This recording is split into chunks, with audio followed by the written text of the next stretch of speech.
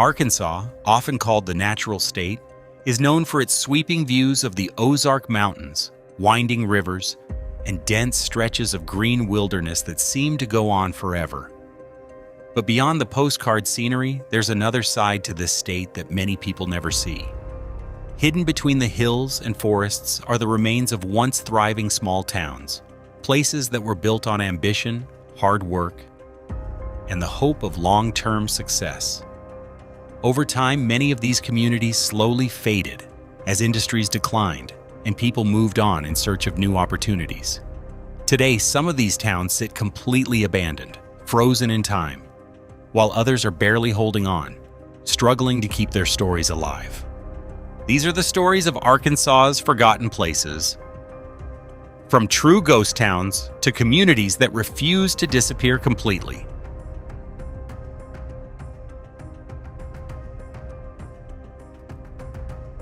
Tucked along the scenic Buffalo River lies Rush, a town that once echoed with the constant sounds of mining activity and human energy. In its prime during the early 1900s, Rush became the largest zinc mining center in Arkansas, drawing thousands of workers eager to take part in the booming industry. Almost overnight, the area transformed into a lively community filled with homes, boarding houses, saloons, general stores, and everything needed to support a growing population. It had the spirit of a classic American boomtown, where opportunity felt close and the future looked bright. But like many resource-driven towns, Rush depended heavily on a single industry. When World War I came to an end, the demand for zinc dropped sharply, and prices followed. The economic foundation of the town began to collapse. Jobs disappeared, families packed up and left, and businesses shut their doors, one by one. Eventually, the once busy streets fell silent, leaving behind only empty structures and fading memories. Today, Rush still stands, preserved as part of the Buffalo National River. Weathered buildings, old mining equipment, and the remains of homes are scattered throughout the area, offering visitors a rare glimpse into the past. Walking through the Rush Historic District feels almost like stepping into a different era, where the echoes of industry and community life still linger in the air. Another fascinating story comes from Montigny, a place that began not as an industrial hub, but as an ambitious resort designed to attract visitors from across the region. Created by businessman William Hope Harvey, Montigny was envisioned as a premier getaway destination. Harvey invested heavily in the project, building large hotels, an amphitheater for events, and even an artificial lake to enhance its appeal. His goal was to create a thriving tourist community that would stand out as one of the most unique destinations in the area. For a brief period in the early 1900s, Montigny succeeded. Visitors arrived to enjoy entertainment, relaxation, and the novelty of a carefully designed resort town. It became known as a cultural and recreational hotspot, drawing attention and excitement. However, the success didn't last. Financial troubles eventually caught up with Harvey, leading to bankruptcy. As funding dried up, the town began to decline.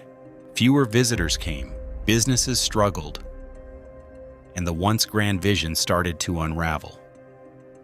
The final blow came with the construction of Beaver Dam in the 1930s, which caused parts of Montigny to be submerged underwater.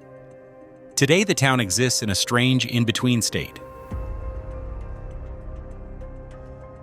The story of Graysonia takes a different path, rooted in industry rather than tourism. Established in the early 1900s and named after its founder, William Grayson, the town was built around a large lumber and paper mill. At its peak, the mill employed hundreds of workers, and the town quickly grew into a busy, functional community centered on production and trade. During World War I, the demand for lumber increased significantly, pushing Graysonia into a period of rapid growth. New buildings went up, local businesses thrived, and the town developed key institutions like schools, theaters, and shops. It became more than just a work site. It was a place where families lived, children grew up, and daily life unfolded with a sense of stability and purpose. But as with many single-industry towns, Graysonia's fate was tied directly to the success of its mill. When operations eventually shut down, the town lost its main source of income and identity. Without jobs to sustain the population, residents began to leave in search of better opportunities elsewhere. Over time, the decline became impossible to reverse. By the 1970s, Graysonia had largely disappeared, its buildings abandoned and its community scattered. Today, very little remains of what was once a thriving town. Faded ruins, overgrown land, and scattered traces of its past are all that's left behind. Yet even in its absence, Graysonia tells a powerful story about growth, dependence, and the fragile nature of communities built around a single purpose. After the disappearance of places like Graysonia, East Calico offers a very different kind of story, a town that once fell silent, only to be brought back to life as a place of learning and reflection. Located in Izard County, this small section of Calico Rock was once a busy center of commerce and transportation. At its peak, East Calico was filled with general stores, warehouses, and family homes, all connected by narrow streets that carried the rhythm of daily business and community life.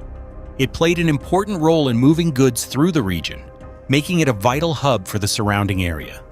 However, as trade routes began to shift and transportation patterns changed, East Calico slowly lost its importance. Businesses closed, residents moved away, and the town's energy began to fade. The situation grew even worse after a devastating fire in 1923 destroyed dozens of buildings, leaving behind a mix of charred remains and empty structures. Wooden houses and brick storefronts stood abandoned, quietly marking the passage of time. Yet, unlike many other towns that disappeared completely, East Calico found a second life. Today, it has been transformed into a historical attraction, where visitors can walk through preserved streets and experience what a small Arkansas town once looked like. Tourists return year after year, drawn by the authenticity of its old alleys and the chance to connect with a past that still feels remarkably close. While East Calico has managed to hold on to a sense of purpose through tourism, the story of zinc feels much more somber and unresolved. Located in Boone County, this small town was named after the rich deposits of zinc and lead ore found in the surrounding land.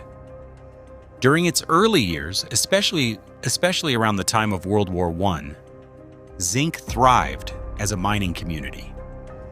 Workers came for opportunity, businesses followed, and for a time, the town experienced the kind of growth that defined many resource-based communities across America. But that period of success did not last. The devastating flood of 1927, combined with a slowing mining industry, dealt a heavy blow to the town's stability. As jobs disappeared and economic activity declined, zinc began to lose its population. Over the decades, more residents left, and the town gradually slipped into quiet decline. Although a few buildings still remain and some are tied to the nearby Bergman School District, the closure of the post office in 1975 marked a symbolic turning point. Today, zinc is mostly abandoned, with empty structures lining quiet roads and only a handful of families still living there. The stillness gives it the feel of a modern ghost town, never fully gone, but far from alive. In recent years, zinc has also gained attention for a different reason, carrying a controversial reputation as one of the most racist towns in America. From the fading presence of zinc, the story shifts to Davidsonville, a town that disappeared long ago but has been carefully preserved to honor its historical importance. In the early 19th century, Davidsonville stood as one of the first centers of development in what would become Arkansas. It represented progress and structure on the frontier, home to the region's first courthouse, its first post office, and even one of its earliest schools. The town's streets were once filled with merchants, settlers, and families who believed they were building something lasting and significant. Despite its promising beginnings, Davidsonville's future was cut short by forces beyond its control. A major flood swept through the area, destroying many of its buildings and disrupting daily life. At the same time, shifting trade routes redirected economic activity away from the town, leaving it without the support it needed to survive. Gradually, residents moved on, and Davidsonville faded into history.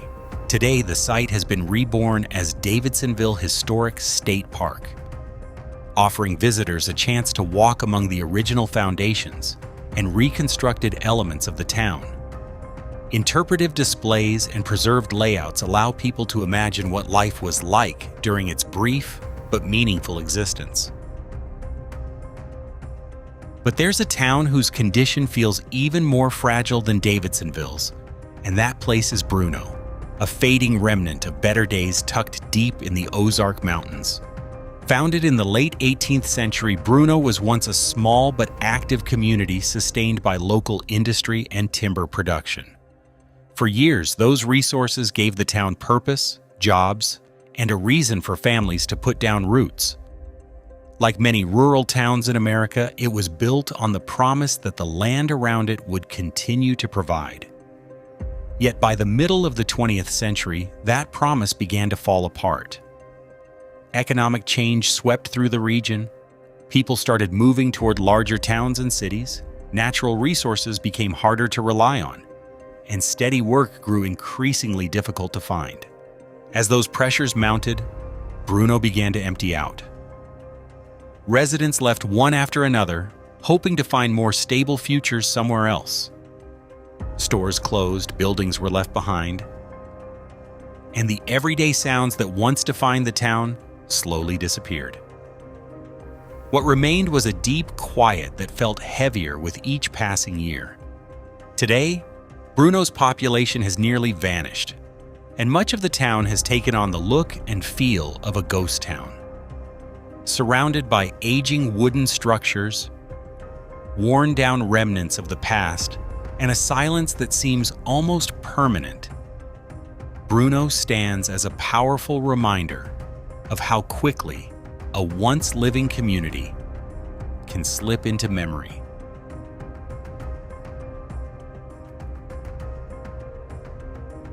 After looking at a place that has nearly disappeared altogether, the story shifts to a town that is still standing, but only just. Cotter was once proudly known as the Jewel of the White River, a lively railroad town filled with movement, purpose, and optimism.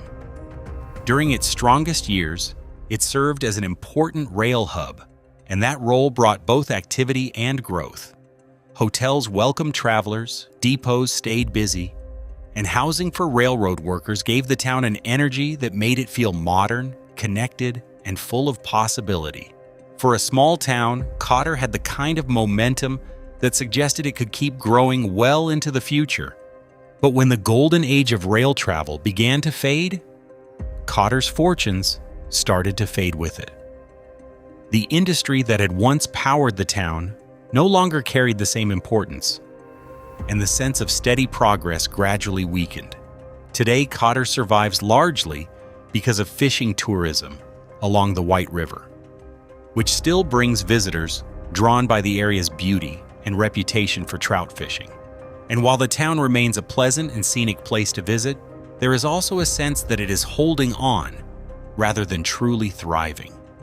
Many see Cotter as a community balanced on the edge, sustained by just enough activity to endure, yet vulnerable enough that without new energy, new investment, or a stronger economic future, it could drift dangerously close to becoming a ghost town itself.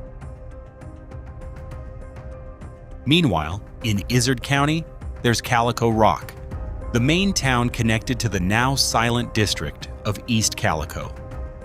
Unlike the abandoned section that has become a historical attraction, Calico Rock itself still shows signs of life, though that pulse feels weaker than it once did. It remains inhabited, and it continues to function as a real town, but the sense of decline is hard to ignore. In many ways, Calico Rock feels like a place caught somewhere between survival and surrender, still present on the map, yet carrying visible signs of a long struggle to stay relevant. The story becomes clear the moment you look at the town's main street.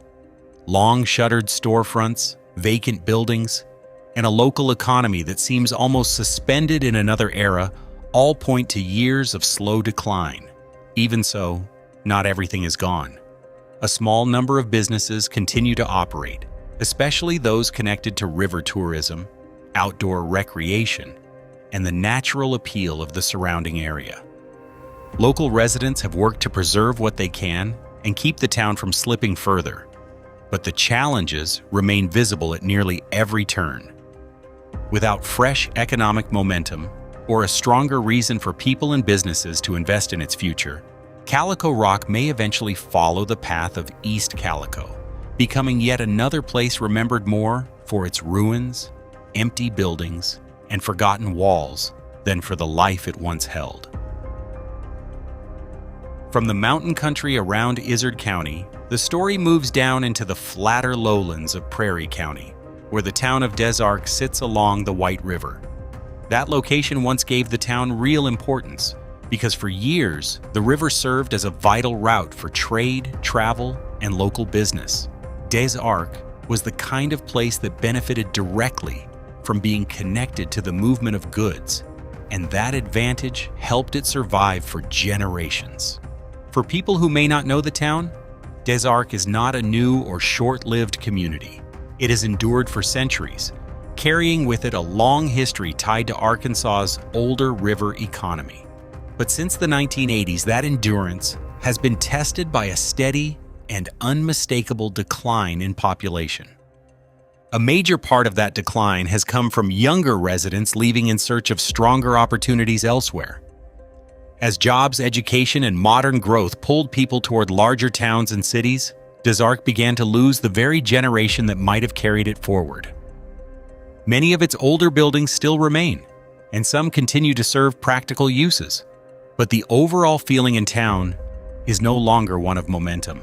Instead, there is a sense of weariness, as though much of the energy that once defined the community has slowly drained away. Des Arcs has not crossed fully into ghost town territory, but the warning signs are there. A similar pattern appears in Clarendon, another small Arkansas town shaped by its position along the White River. In earlier years, that location made Clarendon strategically valuable, especially when river transport played a much larger role in local commerce. The town became a hub for agricultural products, fish, and goods moving through the region, giving it a practical importance that supported both business and daily life. At one time, being close to the river was a real advantage, and Clarendon benefited from that connection in the same way many historic towns once did. But the conditions that helped build it did not last forever. Over the years, natural disasters, especially severe flooding, have repeatedly damaged the town and placed enormous strain on its infrastructure. At the same time, the economic importance of river transport faded, removing one of the key supports that had once kept Clarendon active. The result has been a long, difficult decline that can be felt throughout the town. Many older buildings now sit abandoned. Main Street often feels quiet and nearly motionless, and the population has continued to shrink as residents leave or pass on without enough newcomers to replace them. People still live there, and Clarendon is not entirely empty, but the atmosphere often feels heavy and subdued. That same creeping stillness can be felt in Bradley as well. Behind its modest small-town sign is a place that seems almost suspended, as though life there has slowed to a quiet drift. Bradley is home to only a few hundred residents, and that number continues to fall year after year. It is the kind of town where decline is not dramatic or sudden, but gradual and deeply visible in everyday life. Instead of a single disaster or one defining collapse, Bradley gives the impression of a community slowly thinning out, with each passing year leaving a little less activity behind than the one before it. Signs of that decline appear almost everywhere. Local grocery stores open infrequently, and the school that once served as a center of community life now has rows of empty desks that quietly reflect the town's shrinking future. The main road carries very little traffic beyond the occasional truck or the cars of local residents going about familiar routines. The people who remain tend to know one another well, relying on small-scale farming and the few businesses that still open from time to time. There is a kind of peace in Bradley, but it is the sort of peace that can feel uneasy because it sometimes seems less like calm and more like absence. The town is so quiet that it can feel as though time itself has slowed down. And without new economic opportunity, outside investment, or the return of a younger generation willing to stay and build a future there, Bradley may eventually shift from being merely quiet to becoming something far more final, a town left completely behind. The next town is Carthage, a small community surrounded by pine forests that once depended heavily on logging and the people who made their living from timber. In its stronger years, the town had a rhythm shaped by that industry. Logging trucks moved regularly along its roads, workers gathered around the depot, and simple coffee shops became places where conversations carried late into the evening. It was not a large or flashy town, but it had the kind of everyday activity that gave a place identity and purpose. Like many timber communities, Carthage was built around work that felt dependable for a time, and as long as the mills kept running, the town kept moving with them. But once the mill machinery went quiet, the life of Carthage began to contract.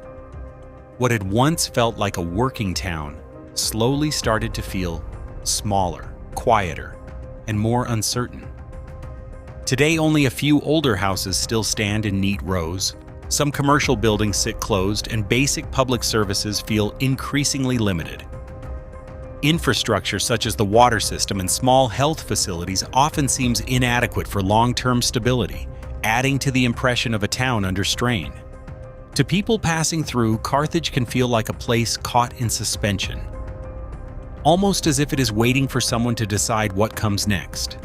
It may yet find a way forward through modest local projects and renewed investment, or it may continue fading until all that remains is the shadow of the timber economy that once gave it life. From the pine woods, the story shifts to the flatlands of the Delta, where Eudora reflects a more dramatic and deeply layered kind of change. Its decline is not simply a story about harsh weather or one isolated event. In earlier years, Eudora was a fairly active town that served as a center for agriculture, services, and local commerce in the Chilcote County area. It was the sort of place where surrounding rural communities came together for business, supplies, and daily needs. That gave the town importance, and for a time it maintained the energy that comes from being a regional anchor in an agricultural landscape. Now that energy has faded, empty houses and vacant storefronts line parts of the main street, creating visible signs of a town that has lost much of its momentum. Birth rates have declined, younger residents continue leaving for larger cities in search of work and a more secure future, and the local economy has weakened as many small business owners have disappeared. Even so, traces of community life are still very much present. Churches continue to hold services, small markets still appear from time to time, and bulletin boards remain covered with local notices that show people have not fully given up on the town. There is a real sense of loss in Eudora, but also a quiet determination. The community is still trying to endure, even as urbanization and the modernization of agriculture continue to wear away at the everyday pulse that once made the town feel strong and connected. And now we come to the final town in this part of the story, Cotton Plant, a name that immediately calls back to the cotton economy that shaped so much of Arkansas's past. The town's identity was closely tied to that era. In earlier decades, cotton fields supported local families, warehouses stayed busy with activity, and the train station played an essential role in moving harvested crops out to market. Cotton plant was the kind of place whose purpose was easy to understand. The land produced, the town processed and shipped, and the community lived within that cycle. For a while, that foundation was enough to keep the town active and relevant. But the changes that reshaped so many rural communities eventually reached cotton plant as well. Mechanized farming reduced the need for large numbers of workers, taking away many of the jobs that had once supported local households. Younger generations moved away, searching for better opportunities in larger towns and cities, and the local economy steadily shrank as a result. Today, the main street is more often quiet than busy. Rows of old stores have closed their doors, and former cotton warehouses remain mostly as reminders of what used to be. There are still small efforts by residents to preserve the community and keep it from slipping further. But cotton plant clearly reflects the same pattern seen again and again across these towns. When a place depends too heavily on a single economic foundation, its future becomes fragile. Once that foundation collapses, the town is forced into a difficult struggle: adapt and survive, or slowly be left behind by the very people who once gave it life.